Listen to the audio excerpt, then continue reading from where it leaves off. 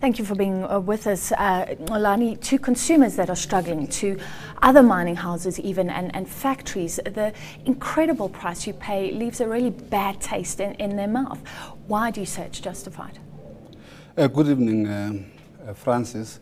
As you mentioned earlier, these contracts were entered into just over 20 years ago at the request of government and ESCOM for us to utilize the excess power that time to invest in these smelters, long-term investments, 60 billion rands, including the Mozal one, on a risk-sharing pricing arrangement based on linking with the aluminium price as well as the rand-dollar exchange.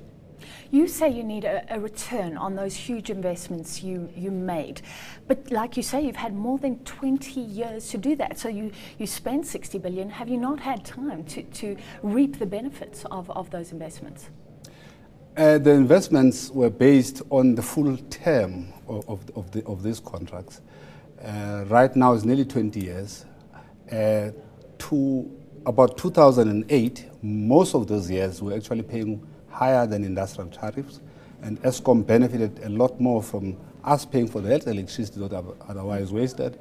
We created thousands of jobs in Richards Bay, including downstream further, some places throughout South Africa, including Pietermaritzburg, and we still are a cornerstone of that town, of the economy in that town, Richards Bay. The fact is that the situation over the last 20 years has changed so dramatically that we're looking at power cuts. People are struggling because of huge power increases.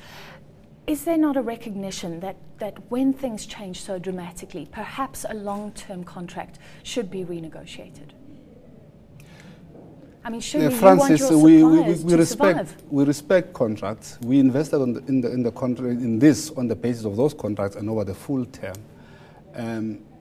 If anything happened to these contracts now, our business model changes, our business may collapse. And secondly, we have thousands of these contracts throughout the year, throughout the globe. And should we make an exception, one exception, you can imagine the type of floodgates were opening and the type of messages were created. I understand what you're saying. Business needs firm contracts, but in this turbulent world, I mean, even the EU is allowing Cyprus to dig into people's bank accounts. Isn't there a recognition that we need to look at the specific economic circumstances?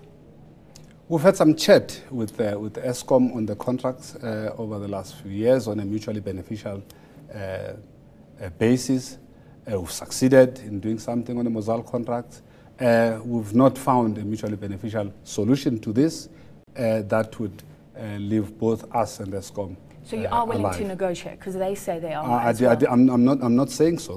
I'm not saying these are contracts. We believe in our contracts. However, we will talk to ESCOM. We've talked with ESCOM before, and we've talked with ESCOM. Would be willing to talk to ESCOM. You're saying things like your business can collapse, but you're one of the biggest resources companies in the world. What are the real implications if you are forced to pay at least cost? How many jobs on the line? We have a very big business in Richards Bay. We invested over 60 billion.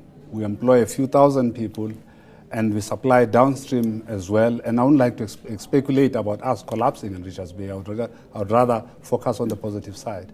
Are jobs on the line if that happens? When business is closed, jobs are on the line.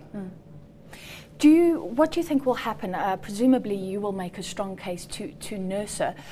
Do you believe that they will listen to you? We believe ESCOM and the Southern government understand the sacredness of contracts, understand what it means to investors to have a consistent regulatory framework, a framework that protects contracts, a law and constitution that protects contracts, and I don't think ESCOM would like to change that view of South Africa. All right. Thank you for your time this evening. That was the chairperson of BHP, Xolani Mkhwanazi. Newsnight Sport and weather up next.